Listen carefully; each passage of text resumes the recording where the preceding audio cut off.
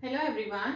Now in this session we are going to discuss about a new topic, that is cell cycle and cell division. So it's a very interesting topic, but first you all have to understand what is mean by a cell, that we already have discussed in previous sessions. But then cell के बारे में अगर आपको पता होगा then only you can able to understand what we are talking about. अगर आप cell के बारे में आपको सारी इंफॉर्मेशन है तभी आप सेल डिवीजन के बारे में अच्छे से समझ सकते हो. So first of all, I would like to suggest you all ki just go through the link shared in description box and just go through the basic idea in terms of cell, and there are different theories in terms of cell, and there are number of scientists, they have proposed something in the cell, right? So first of all just go through this, and then you can refer to this cell division. Okay, so now what do you understand by cell? Cell, as we all know, it's a basic unit of life, right? So first of all, cell, which is called as basic unit of life. Why this is called as unit of life? Cell, the unit of life. These all things I have already explained in the previous sessions. That is why I am suggesting you all just to go through these cell, the unit of life chapter before understanding or before get to know about the cell division, right? Now we'll discuss the cell division, right? So cell division means, see, suppose now I have this cell. Suppose I have this cell. Let's take an example of this cell. This is the cell, and now this is undergo into the something and it will produce a 2 cells. ये हमें 2 cells produce करा के देगी, right? So एक cell से जब हमें 2 cell में कन्वर्जन मिलता है या एक सेल से हमें 2 सेल्स मिलती हैं, the condition is called as cell division. ठीक है, सेल डिवाइड हुआ है ना, तो इसमें से हमें एक चीज समझनी है. इसमें से हमारी पेरेंट सेल होगी, this would be our parent cell.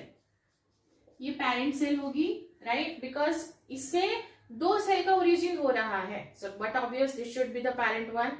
And ये जो 2 सेल्स होगी, these are our daughter cells. ये डॉटर सेल्स होगी, राइट? सो ये डॉटर सेल्स है. डॉटर मतलब पेरेंट से ओरिजिनेट हुई है. So with the help of 1 cell we can get 2 cells. ठीक है, फिर 2 सेल के बाद now what would be the fate of these 2 cells? They can also undergo, ये भी सेल डिवीजन में आगे जा सकती है,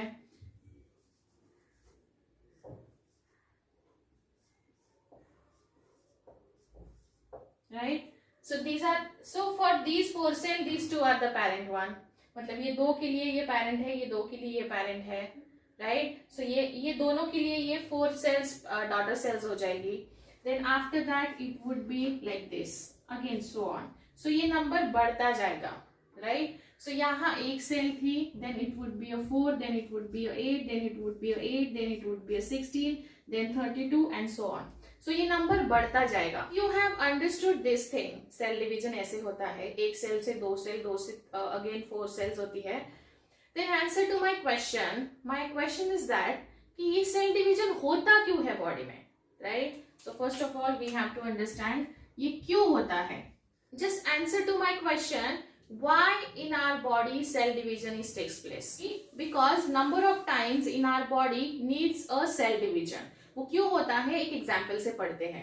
कई बार ऐसा होता है एक कट हो जाता है. Let's take an example. यहाँ एक बड़ा सा कट हो गया है हैंड पे, और वो कट होने के बाद वो इंजरी जो है, वो वुंड है, वो हील हो रही है. और हील होते टाइम वो कट वाला पार्ट जो है वहां तो सेल ऐड करनी पड़ेगी हमें. And after some time you can see, जब वो हील हो जाती है तो एक कवर आ जाता है ब्लैक और ब्राउन कलर का. वो कवर हट गया तो आप देख सकते हो स्किन ज्वाइन हो जाती है. सो वो स्किन जब ज्वाइन होती है, इसका मतलब वहां cells have been added in that part. वहां सेल्स ऐड हो रही है. वो सेल डिवीजन करना पड़ा ना फिर यहाँ की सेल को, हमारे यहाँ की स्किन सेल को सेल डिवीजन करके नया सेल को लाना पड़ा, ऐड करना पड़ा, एंड फिर वो सेल वहां से उसने वो इंजरी ठीक किया. ये एक एग्जाम्पल था. ठीक है, तो हम ये बोल सकते हैं कि हमारे बॉडी में कहीं जगह अगर नीड है तो वहां सेल को ऐड करना जरूरी होता है, राइट?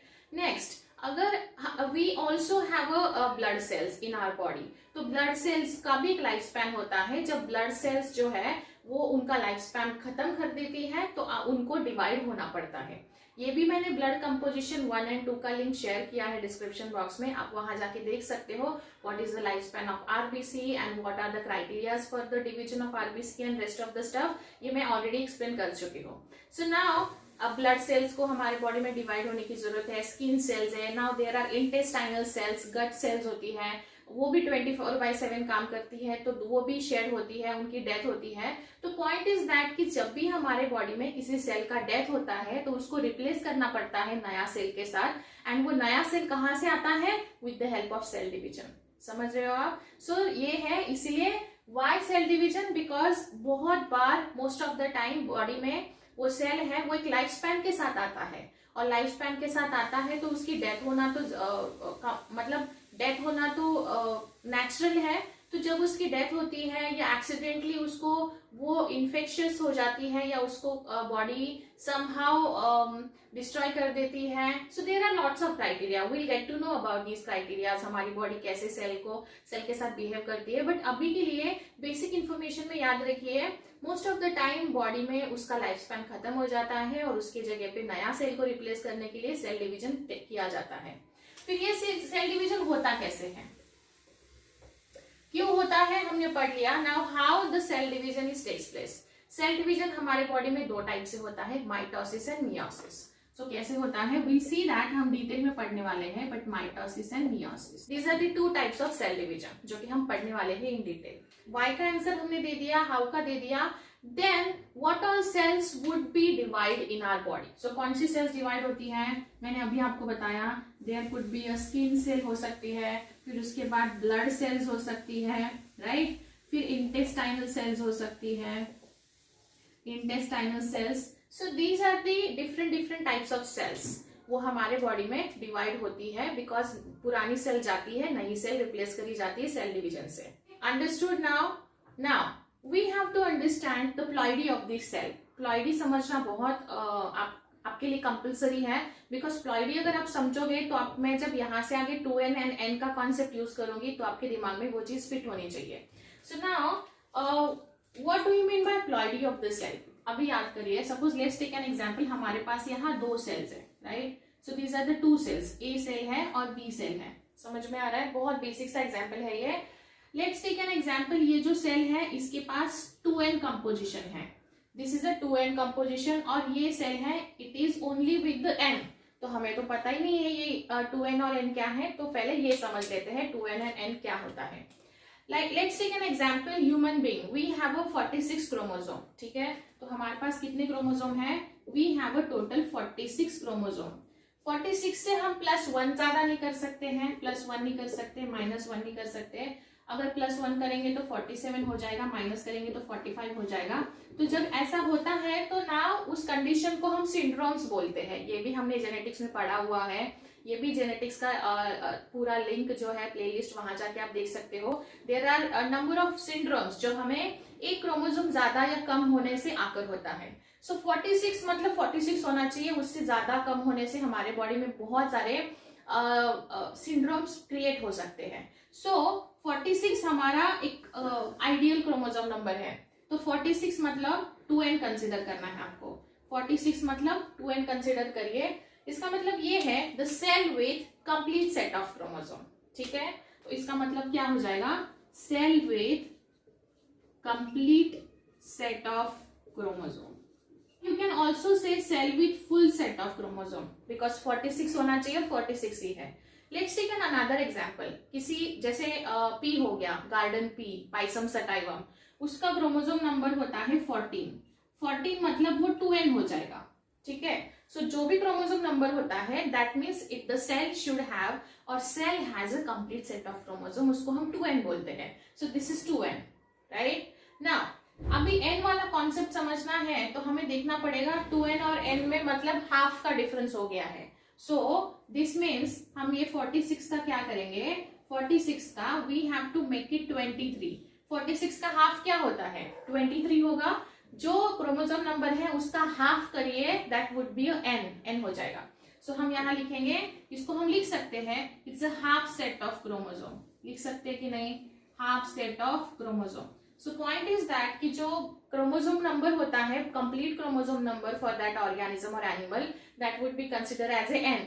सो उसको क्या बोला जाता है, हम तो ऐसे तो नहीं बोल सकते ना बार बार complete set of chromosome and half set of chromosome. So just we can call it as a, इसको हम डिप्लॉयड कंडीशन बोलेंगे. That is our diploid condition which has a full set of chromosome 2n46 human के बारे में. और N जो होगा उसको हम बोलेंगे haploid.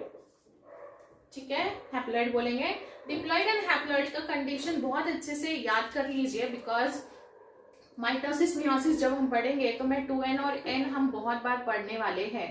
Once you understand the cell division like 2n और n के फॉर्म में, कहाँ n से होता है, कहाँ 2n से होता है, देन आपको ह्यूमन रिप्रोडक्शन है वो समझने में बहुत आसानी हो जाएगी. राइट. सो डिप्लॉयड एंड हैप्लॉयडी ये हम अभी के लिए समझ रहे हैं, ये सेल डिवीजन में रिक्वायर है, इतना इंफॉर्मेशन मैंने आपको दे दिया है. Now cell division is of two type, mitosis and meiosis हमने देखा. लेकिन माइटोसिस एंड मियोसिस के अलावा भी एक स्टेज होता है, उसको इंटरफेज बोला जाता है. So for that we need to understand the cell cycle. So ये बेसिक इंफॉर्मेशन के बाद now will be discussing the cell cycle in detail. Now this is a cell cycle, right. Cell cycle has a number of phases, इसमें बहुत सारी phases है and each one plays an very important role in the cell division और you can say cell cycle. Right.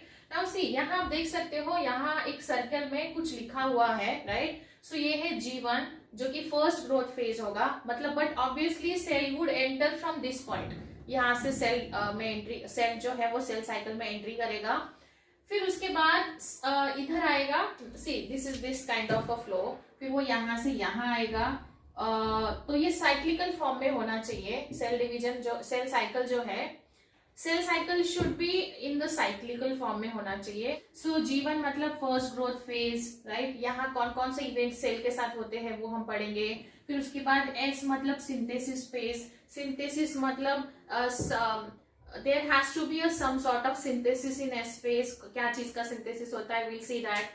Then G2 मतलब second growth phase. So आपको ये यहाँ थोड़ा सा दिमाग में क्वेश्चन आ रहा होगा, ये G1 है और ये G2 है. आपको यहाँ G1 और यहाँ G2 दिखाई दे रहा है, तो you must have thinking कि ये दोनों में क्या मेजर डिफरेंस हो सकता है. Why G1 and G2 phase in between S phase? So we'll discuss each and everything in detail. But पहले एक बेसिक चीज समझ लीजिए. बेसिक चीज समझने के बाद आप कॉम्प्लिकेटेड थिंग आराम से समझ सकते हो. तो G1 first growth phase, this is synthesis phase and after synthesis cell also needs a second growth phase. तो सेकंड ग्रोथ फेज होगा G2 के फॉर्म में. So this is G2 and M stands for, this is actually the M phase. इसको बोला जाता है M phase, मतलब यहाँ एक्चुअली सेल डिवीजन होगा. Either it would be in the form of mitosis or either it would be in the form of meiosis. Now you all have to understand cell cycle has been divided into two phases. ठीक है. So देखो यहाँ से यहाँ arrow है, मतलब G1, S and G2 ये तीनों फेजेस जो है ये इंटरफेज में काउंट करी जाती है. इंटरफेज. ठीक है. This is the interphase. यहाँ सेल डिवाइड नहीं होता है, rather than cell is preparing for the cell division. ठीक है. फिर उसके बाद यहां से यहां जो from here to here, this is the area where cell division actually occurs. So यहां सेल डिवाइड होता है. सो ये छोटा सा जो पैसेज है यहाँ सेल डिवीजन वुड अकर, लेकिन ये इतना बड़ा सेल साइकिल है, इसमें जो है सेल डिवाइड नहीं होता है, बट वो खुद को प्रिपेयर करता है. ठीक है. So will see that cell cycle में कैसे सेल एंट्री लेता है और कैसे उसमें कौन कौन सी चीजें एड अप करी जाती है इन डिफरेंट फेजेस. बट ये याद रखो, इंटरफेज मतलब it is also called as resting phase. So इसको क्या बोला जाता है, रेस्टिंग फेज भी बोला जाता है. रेस्टिंग फेज के साथ साथ और एक नाम है इसका, प्रिपरेटरी फेज, मतलब सेल खुद को प्रिपेयर कर रहा है. सो इसको और दूसरा थर्ड नाम याद रखना है, preparatory phase. G1, S and G2 phase जो है इंटरफेज में कंसिडर किए जाते हैं. सो these three stages would be preparing for the cell division. मैं ये काफी बार बोल चुकी हूँ इस सेशन में, so that आपके दिमाग में अच्छे से फिट हो जाए.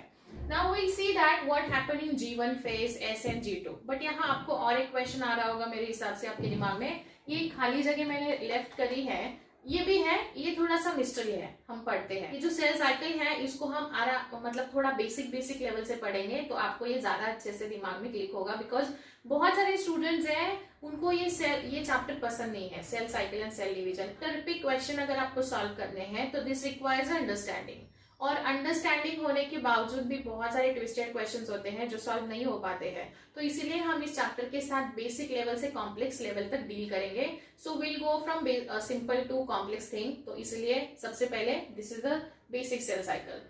Now once you understood this cell cycle, now we'll go into the complex things. Complex things अभी हम पढ़ना शुरू करते हैं। Now see, now here we have to understand what is mean by cell division. हमने एक बेसिक इन्फॉर्मेशन पढ़ लिया है, लेकिन हमें पढ़ने के साथ साथ आपके नोट्स भी प्रिपेयर करने हैं for the NEET point of view and board point of view also. So cell division means यहाँ किसने प्रपोज किया था इन 1953। यहाँ आप देख सकते हो होवर्ड एंड पेल्क, इन्होंने प्रपोज किया था 1953 में। ये जो सेल साइकिल है ये काफी जेनेटिकली कंट्रोल्ड सेल साइकिल होता है। इससे जेनेटिकली कंट्रोल सीरीज जो बार बार चलती रहती है साइक्लिकल मैनर में ऑफ चेंजेस दैट आकर इन न्यूली फॉर्म सेल्स, जो कि न्यूली फॉर्म सेल्स में हो रहा है, बाय विच वो उनका सेल का जो कॉन्स्टिट्यूएंट्स है या फिर जीनोम है वो डुप्लीकेट कर सकता है। जो जेनेटिक मटेरियल है वो with the help of this the cell can duplicate मतलब डबल कर सकता है। फिर उसके बाद जेनेटिक मटेरियल तो डबल होता ही है, बट उसके साथ साथ अदर जब नया सेल बन रहा है तो नया सेल अगर बनता है तो उसके साथ जेनेटिक मटेरियल तो आना ही चाहिए, but rest of the organelle should also be there, right. So बाकी चीजें भी वहां सिंथेसाइज करी जाती है, सिंथेसिस अदर कॉन्स्टिट्यूएंट्स, एंड फिर उसके बाद वो ग्रोथ होती है उसकी, एंड फिर then it leads to a cell division to forms a 2 daughter cells, जो कि मैं अभी आपको बता चुकी हूँ कैसे होता है। सो ये डेफिनेशन याद रखिए। एंड ये सारा जो इवेंट है cell cycle and cell division, ये काफी वेल मैनर्ड जेनेटिक फॉर्म में जेनेटिकली कंट्रोल्ड होता है। सो ऑल दीज इवेंट्स आकर इन वेरी कोऑर्डिनेटेड फॉर्म, काफी कोऑर्डिनेटेड फॉर्म में होता है, एंड फिर उसके बाद वो अंडर जेनेटिक कंट्रोल भी होता है। सो जेनेटिक कंट्रोल मतलब like suppose if we talk about our cell, तो हमारी सेल जो है वो 46 से ज्यादा नहीं होने देती है, because this is a genetically control thing. Now you all have to understand कि सेल डिवीजन जो हम करने वाले हैं ये हम जेनेटिक मटेरियल पहले डबल अप कर लेंगे। सो यहाँ से सेल एंट्री लेगा, सेल यहाँ आएगा, फिर वो जीवन में जाएगा। जीवन में काफी सारी चीजें सिंथेसाइज होती हैं, वो हम पढ़ेंगे अभी। हम हर एक फेज को अलग अलग करके पढ़ने वाले हैं, बट यहाँ वो खुद को प्रिपेयर करेगा, यहाँ उसका जेनेटिक मटेरियल डबल होगा, यहाँ वो जेनेटिक मटेरियल जो डबल हुआ है उस सेल को वापस नरिश किया जाएगा, and now it's cell is ready for its D day, right. So जैसे आपका एग्जाम्पल कंसिडर करिए, अभी आपने किसी कोचिंग में एडमिशन लिया है, तो ऐसा है कि आज आप कोचिंग में पहले दिन चले गए और दूसरे दिन आपको नीट एग्जाम देना है, ऐसा तो नहीं होता है। तो this is there should be a pattern, मतलब आपने 1 ईयर के लिए एडमिशन लिया है, 2 ईयर के लिए लिया है, क्रैश कोर्स के लिए लिया है, बट पहले आपको प्रिपेयर करवाया जाता है, राइट। सो यहाँ देखो आपने क्लास में एंट्री ले ली कोचिंग क्लास में एंट्री लेने के बाद आपको वहां वो जो भी एग्जाम आपका टारगेटेड है उसको आपको उसके अलग अलग सब्जेक्ट्स पढ़ाए जाते हैं, प्रिपेयर करवाए जाते हैं, फिर आपको पढ़ाया जाता है, फिर आप सेल्फ स्टडी करते हो, फिर डाउट आता है, फिर आप आपके डाउट टीचर को पूछते हो, आपके डाउट्स क्लियर होते हैं। सो बेसिकली क्या है, आप उस एग्जाम के लिए प्रिपेयर हो रहे हो। सो यहाँ आने के बाद ये आपका प्रिपरेशन शुरू हो जाता है। फिर एक टाइम आता है सिलेबस खत्म हो जाता है, राइट। यहाँ सिलेबस खत्म हो गया, फिर उसके बाद आपने खुद का जो कि नॉलेज है एक्सप्लेन टीचर ने जो किया था, फिर उसके बाद आपने खुद से पढ़ा, तो आपके नॉलेज में जो है वो गेन होता है, ठीक है। सो आपको पता चल जाता है कि this is the area where I can more focus, और this is the area where should I not focus more, तो ऐसा हमें पता चल जाता है। फिर उसके बाद हम वापस जो चीज हमको अच्छे से समझ में आई उसको रिवाइज करते हैं, फिर हम रिविजन करते हैं, और रिविजन के बाद now we are ready for our targeted exam. हम लोग यहाँ टारगेटेड एग्जाम देते हैं। फिर ये एग्जाम देने के बाद लाइक सपोज मान लीजिए आप नीट और आपका एम है क्रैक करना, सो आपने एडमिशन लिया, बायो फिजिक्स केमिस्ट्री अच्छे से पढ़ा, यहाँ उसके सारे फॉर्मूलाज लर्न किए, बहुत सारी प्रैक्टिस कर ली with the help of 11th and 12th standard syllabus, NCERT पूरा रीड कर लिया है, फिर वापस एनसीईआरटी का रिवीजन करोगे, जो कि बोर्ड होने के बाद जो बचा हुआ टाइम है उसमें रिवीजन करोगे, एंड फिर उसके बाद आप यहाँ आपके एग्जाम डे के लिए रेडी हो, राइट। फिर उसके बाद आप एग्जाम दे दोगे एंड फिर एग्जाम आप अच्छे मार्क्स से क्वालिफाई करोगे, गॉड ब्लेस यू ऑल। तो आप अच्छे मार्क्स से एग्जाम क्रैक करने के बाद आप इस जो सिस्टम में आपने एंट्री ली थी 2 साल पहले या 1 साल पहले, उससे आप बाहर निकलोगे फॉर योर फ्यूचर। आप आपके फ्यूचर कॉलेज में जाने के लिए रेडी हो, आप वहां एडमिशन ले लोगे। तो आप बाहर निकल गए और आपने आगे एमबीबीएस के लिए एडमिशन ले ली और वहां आप पढ़ने चले गए।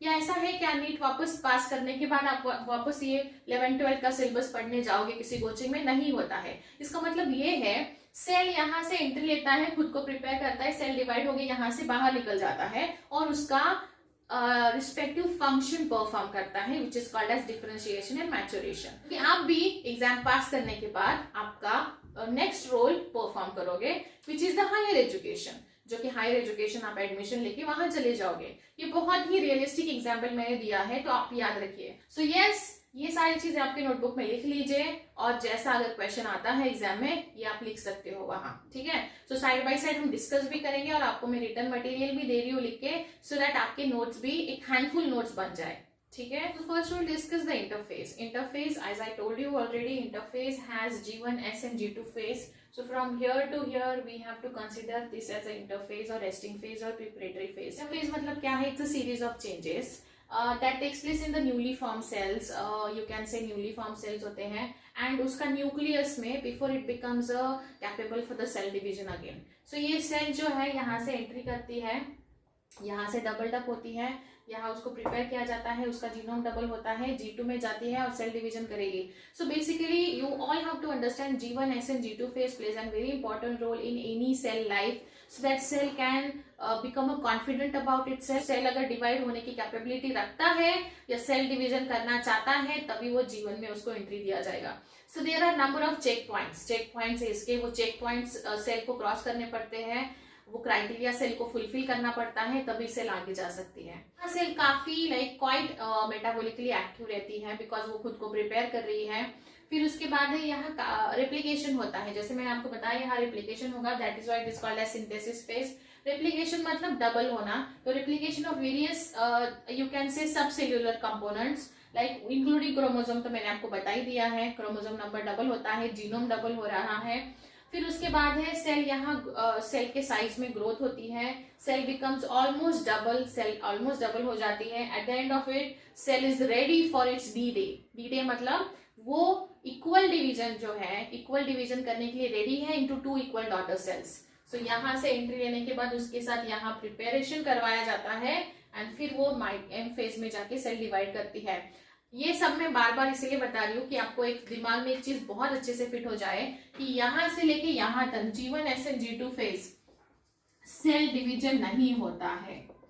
सो सेल डिवीजन नहीं होता है, रादर सेल प्रिपेयर करी जाती है फॉर द सेल डिवीजन, ठीक है।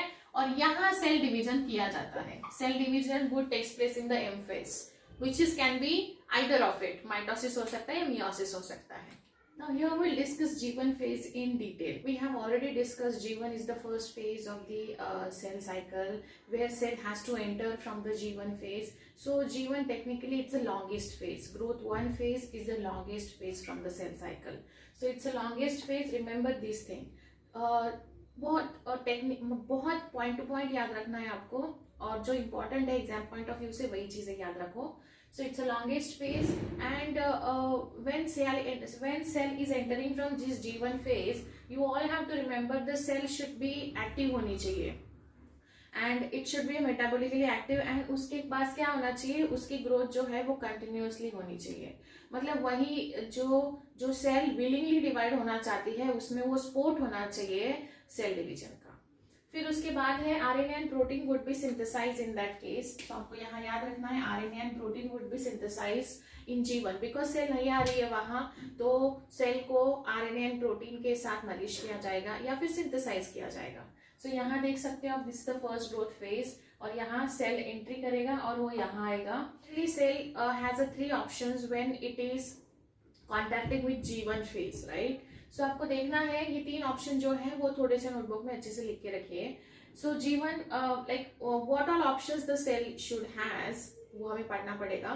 तो पहला ऑप्शन है बेसिकली सेल यहाँ से आ सकता है, G1 को जो भी क्राइटेरिया है G1 के चेक करने के लिए if the cell has a potential और नॉट, वो चेक करने के बाद सेल वापस एस में जा सकता है, सो सेल कंटिन्यू कर सकता है सेल साइकिल। ठीक है, तो पहला ऑप्शन है to continue cell cycle to enter into the S phase. ठीक है, तो ये हो गया एक। दूसरा हो गया stop cell cycle and enters into the G0 phase. तो ये G0 फेज है जो हमारे लिए अभी भी मिस्ट्री बना हुआ है। Will come to know in a minute about this. So this is the G0 phase और क्वासेंट फेज भी बोला जाता है इसको। तो या तो वो सेल यहाँ आएगा लेकिन वो G0 में चला जाएगा। बेसिकली G0 में cell neither be dividing nor be preparing for the cell division, ऐसा क्राइटेरिया G0 का होता है। And the third and last option for the cell would be it can be get arrested in the G1 phase, वो G1 phase में ही रहेगा, और it can just arrest in the और it can also go in the G0 phase, और उसको लगा कि भाई मुझे भी डिवीजन करने के लिए मैं रेडी हूँ, तो वापस री एंटर कर सकता है साइकिल में। सो या तो सबसे पहले सेल यहाँ से एंट्री लेके एस में एंट्री कर सकता है, या फिर इधर ही अरेस्ट हो सकता है, या फिर यहाँ से इधर जाके इधर वो रेस्ट कर सकता है। तो जैसे मैंने अभी आपको बताया G0 फेज में ऐसी सेल्स जाती हैं जो डिवीजन के लिए रेडी नहीं होती है, या फिर वो डिवाइड नहीं होना चाहती है। सो ऐसी कौन सी सेल्स हो सकती हैं जो बॉडी में फ्रिक्वेंटली डिवाइड नहीं हो सकती है? लाइक फॉर एग्जांपल हार्ट की सेल्स, कार्डियक सेल्स और न्यूरॉन्स हमारे बॉडी में होते हैं, they are not dividing continuously. If situation आर्कस they will divide, right? So इसलिए याद रखना है आपको कि यहाँ ऐसी सेल्स जाके रेस्ट करती है जो कि डिवाइड नहीं करना चाहती है, but still they are doing their function very well. तो फंक्शन तो प्ले करती है उनका अच्छे से। सो इसीलिए यहाँ से ये सेल या तो पहला ऑप्शन है सेल कंटिन्यू एस के साथ जाए, या G0 में जाके रेस्ट करे, या फिर G1 में अरेस्ट हो, या G1 में जाए, या फिर G1 से वापस री एंटर करे सेल साइकिल में। So these 3 points you all have to remember. So अभी आप ये सोच रहे होंगे कि ये जो सेल है इसका जो चेकिंग किया जाता है by G1, it also has to do with some another element, दूसरे फैक्टर भी हो सकते हैं उसको G1 को हेल्प करने के लिए, जो उसको चेक करते हैं कि if the cell has a potential, if cell is ready for the cell division, और if cell wants to go in G1 phase and rest, and again if the situation arises, तो if the situation arises they can come back in the cell cycle or re-enter in the cell cycle. So बहुत सारे ऐसे factor हैं जो जीवन को help करते हैं सेल के पास पोटेंशियल है या नहीं है ऐसे चेक करने के लिए। सो उसको हम बोलेंगे there are the check points होते हैं, एंड उसके साथ कुछ फैक्टर्स होते हैं, वो अभी हम पढ़ लेते हैं। So now there are certain factors which are present at the checkpoints, और वो चेक पॉइंट मतलब यहाँ एक चेक पॉइंट रहेगा, आपको याद रखना है।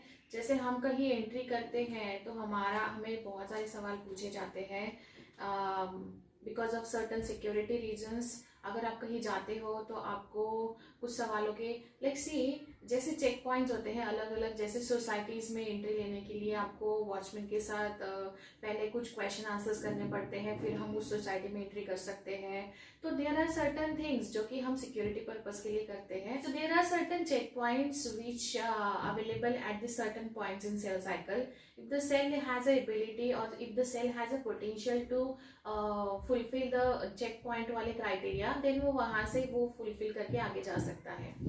That will depend on the availability of the mitogens. Mitogens की availability होगी, और दूसरा होगा कितने energy rich compounds वहाँ available हैं। So mitogens क्या होते हैं? They are the factors or substance that trigger the cell division. मैंने यहाँ लिखा हुआ है, you can also make a notes out of it. वो फैक्टर होता है mitogens, they are basically for the triggering of the cell division. Plant there would be a cytokinin. Cytokinin आपका plant hormone में कवर किया जाएगा। And next would be you can say animals और some sort of animal से ज्यादा human being भी आप यहाँ लिख सकते हो कि human beings first of all lymphokynes याद रखिए। these are the 1 or 2 examples that you all have to remember in terms of mitogens.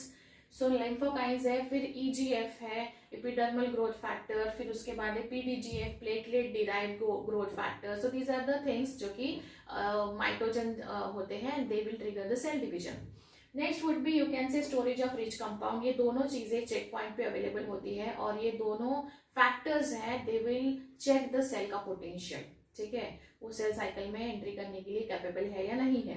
And फिर उसके बाद जो चेक पॉइंट होता है उसको याद रखिए, this is the check point, this is the first check point I would say. जो यहाँ रहता है, सो ये होता है G1 cyclin. This is the first check point present at the G1 phase.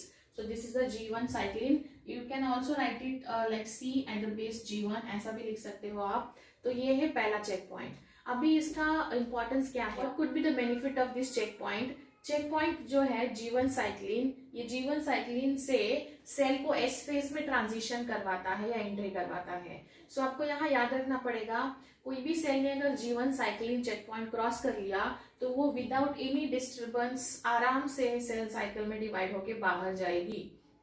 Right. सो पहला चेक पॉइंट है हमारा G1 साइक्लिन. ठीक है. We'll discuss the second phase of cell cycle, which is S or synthesis phase. Synthesis मतलब there has to be a certain things which needs to be synthesized in this phase. So synthesis मतलब यहाँ आपको याद रखना है, यहाँ DNA का replication होता है. Event with S phase is the synthesis of DNA और replication of DNA. Replication मतलब DNA का जो DNA है वो डबल अप हो रहा है. So DNA replication और DNA का जो कंटेंट है वो डबल अप होता है. जैसे अगर 1C है तो 2C होगा.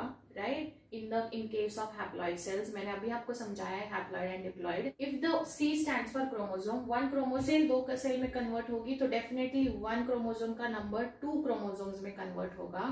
And if the cell has a 2 chromosome then वो डिवाइड होके अगर 2 सेल्स को डिवाइड कर रही है तो 4 सेल्स हो जाएंगे. राइट.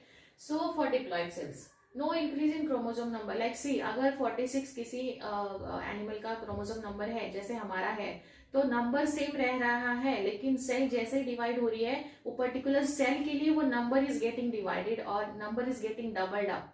क्रोमोसोम नंबर सेम है. जैसे no increase in chromosome number if the cell had diploid और 2n नंबर. मतलब अगर 2n नंबर है, फॉर एग्जाम्पल मान लीजिए अगर 14 है, 16 है, 46 है, ये उन एनिमल का 2n का नंबर है तो वो नंबर एज इट इज रहने वाला है. भले ही वो एस स्पेस में जाके डिवाइड करे फिर भी वो वैसे ही रहने वाला है. नंबर क्रोमोसोम नंबर सेम रहने वाला है. Chromosome number would be constant रहने वाला है फॉर दैट पर्टिकुलर ऑर्गेनिज्म और animal. 2n chromosome number same रहने वाला है. Like for example just understand this thing. 2n अगर 46 है तो ये 46 के आगे भी नहीं जाएगा, +1 या -1 भी नहीं होगा. 46 का डबल नहीं होने वाला है. कैसा होने वाला है? अगर हमारे पास एक सेल है, अगर ये 2n है तो ये क्या करेगी? 2n डिवाइड करेगी, मतलब 4C हो रहा है ना, 4 क्रोमोसोम्स हो जाएंगे. यहाँ देखिए 4 क्रोमोसोम्स हो जाएंगे. सो ऐसा है, वो 4n नहीं लिखना है. क्रोमोसोम नंबर कांस्टेंट ही है बट वो सेल्स में डिवाइड हो रहा है अलग अलग सेल्स में. ठीक है. सो ये याद रखना है. एस फेज में डीएनए का रेप्लिकेशन होता है एंड डीएनए के रेप्लिकेशन के साथ साथ डीएनए के साथ साथ सेंट्रियोल्स है या फिर यू कैन से सेंट्रोमियर है, काइनेटोकोर्स है, वो भी डिवाइड होते हैं. At the same time histone protein will also be synthesize in this case. So आपको याद रखना है यहाँ हिस्टोन प्रोटीन फॉर्मेशन. हम पढ़ने वाले हैं इसको जब हम डीएनए के स्ट्रक्चर में पढ़ेंगे. So histone protein formation will also be happens in the S phase. So ये एस फेज हो गया. तो यहाँ सेल क्या कर रहा है? अपना कंटेंट को डबल कर रहा है. फिर उसके बाद क्या होता है? Now cell has to enter in the G2. Now the next is G2 phase. G2 मतलब it's a second growth phase and it is also called as pre-mitotic phase because यहाँ तो माइटोसिस या मियोसिस होने वाला है. ये dividing phase है. So it's a pre-mitosis phase, मतलब माइटोसिस के पहले या मियोसिस के पहले. Now see यहाँ क्या होता है? Now DNA synthesis would stop. यहाँ DNA synthesis stop किया जाता है. At the same point यहाँ सेल को सेल डिवीजन के लिए प्रिपेयर कराया जाता है. जैसे आपको पता है अभी मेरा एग्जाम अभी नेक्स्ट मंथ है तो आप अभी वो बचा हुआ जो 1 मंथ है इसमें आप revision and revision and revision करते हो. आप पूरा कॉन्सेप्ट ए से लेके पढ़ना शुरू नहीं करते हो. आपने ऑलरेडी पहले पढ़ लिया है. यहाँ बेसिक कॉन्सेप्ट पढ़ी, यहाँ रियल कॉन्सेप्ट पढ़ी एंड फिर यहाँ पढ़ने के बाद जैसे आपने कोचिंग मैंने आपको एग्जाम्पल दिया था, आपने कोचिंग में एडमिशन लिया. यहाँ आपको पहले फाउंडेशन आपके अच्छे करवाए जाते हैं. फाउंडेशन में आपके बेसिक थिंग्स क्लियर कराए जाते हैं. फिर यहाँ आप सिलेबस पढ़ते हो. सिलेबस के होने के बाद देन आप यहाँ जाओगे तो वही सिलेबस का रिवीजन करते हो. And now this is your D day. Like यहाँ आपका एग्जाम होने वाला है. तो आप एग्जाम के पहले रिवाइज करते हो चीज़ों को, तो वैसे ही सेल के साथ है। सेल को जो वो G2 में जाती है तो वो प्रिपेयर करती है, उसको पता होता है कि मुझे अभी डिवाइड होना है, सो वो वहाँ उसको प्रिपेयर कराया जाता है ग्रोथ 2 फेज में with the number of nutrients, you can से RNA also and enzymes also. यहाँ भी एक सेकेंड चेक पॉइंट होता है। पहला चेक पॉइंट हमने यहाँ से पढ़ा था, यहाँ G1 cyclin is the first check point. ये फर्स्ट चेक पॉइंट था जिसने ट्रांजिशन ऑकर करवाया था G1 का S में। यहाँ से सेल यहाँ जा चुका है। नाउ अगेन हर एक ग्रोथ फेज के बाद चेक पॉइंट है। ग्रोथ सेल की कैसी हुई है वो एक चेक करना होता है, वो रेडी है कि नहीं सेल डिवीजन के लिए, वो भी देखना पड़ता है। जैसे आप मॉक टेस्ट सॉल्व करते हो, मॉक टेस्ट में आपको आइडिया हो जाता है कि हमने कैसे पेपर सॉल्व किए, हमको कितने सब्जेक्ट में कैसे मार्क्स आ रहे हैं। सो वैसे यहाँ सेल के पास एक दूसरा चेक पॉइंट अवेलेबल है जो कि ट्रांजिशन आकर करवाता है G2 का M में। सो यहाँ याद रखिए, this is the second check point which is called as mitotic cyclin, जो कि ट्रांजिशन आकर करवाता है सेल का फ्रॉम G2 टू अभी रियल माइटोसिस में, जहाँ सेल खुद को डिवाइड करने वाली है। एंड ये जैसे मैंने यहाँ आपके लिए लिखा हुआ है, ये आपकी नोटबुक में आप अच्छे से लिख लीजिए, because now see we already have seen like G1, S and G2 phase हम पढ़ चुके हैं। माइटोसिस मियोसिस हम अलग से डिस्कस करेंगे। Now will discuss the G0 phase quickly. कुछ नोट्स आपके लिए दे रही हूँ, वो लिख लीजिए। नाउ एम फेज तो हम पढ़ने वाले हैं डिटेल, लेकिन समझ लेते हैं एम फेज में सेल डिवीजन ऑकर होता है। एंड सेल डिवीजन मतलब यहाँ सेल को दो बेसिकली स्टेजेस से पास होना पड़ता है। पहली स्टेज होती है कैरियोकाइनेसिस। कैरियन मतलब न्यूक्लियस, कैरियोकाइनेसिस मतलब it's a division of nucleus. Always remember, will see that in detail, लेकिन यहाँ लिख के रखिए बिकॉज अभी आप सेल साइकिल के नोट्स लिख रहे होंगे। So division of you can say nucleus, division of nucleus because carrion is the nucleus, and karyokinesis is followed by the cytokinesis मतलब division of cytoplasm. Kinesis is followed by the cytokinesis, याद रखिए, हम इसको पढ़ेंगे detail में। Now next is G0 जो कि कॉसिन phase होता है। यहाँ एक्चुअली हम थोड़ा बहुत पढ़ चुके हैं इसके बारे में अभी, लेकिन अभी लिख लीजिए। ये क्या होता है, ये stage of inactivation of cell cycle due to non availability of nitrogen and energy rich compound. Generally यहाँ समहाउ सेल को वो कंपोनेंट नहीं मिल पाते हैं, या सेल विलिंगली डिवाइड नहीं होना चाहता है, इसलिए वो G0 में रेस्ट हो जाता है और वहाँ जाके रेस्ट करता है। It's a kind of backup for the you can से बॉडी। ये कभी भी रीएंटर हो सकता है सेल साइकिल में, और मैं एग्जाम्पल्स भी आपको बता चुकी हूँ। हार्ट सेल्स या फिर न्यूरॉन्स जो होते हैं, जो फ्रिक्वेंटली डिवाइड नहीं होते, और आई वुड से डिवाइड होते ही नहीं है जब तक सिचुएशन अराइज नहीं होती है तब तक। तो ये एक्टिव तो रहते हैं, लेकिन ये डू नॉट ग्रो एंड और डिफ्रेंसिएशन, मतलब वो ग्रो नहीं होते हैं या डिफ्रेंसिएशन नहीं कर पाते हैं खुद का, बट फंक्शंस उनका प्ले करते हैं। So basically that is kind of a reservoir of the you can से, या फिर आप रिजर्वायर या बैकअप के फॉर्म में आप उसको अंडरस्टैंड कर सकते हो। हमारी बॉडी G0 का बैकअप कभी भी यूज कर सकती है। So that was all about the cell cycle.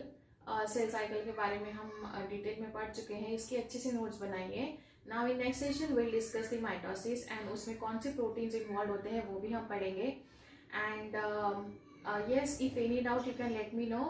See you in next session. Thank you.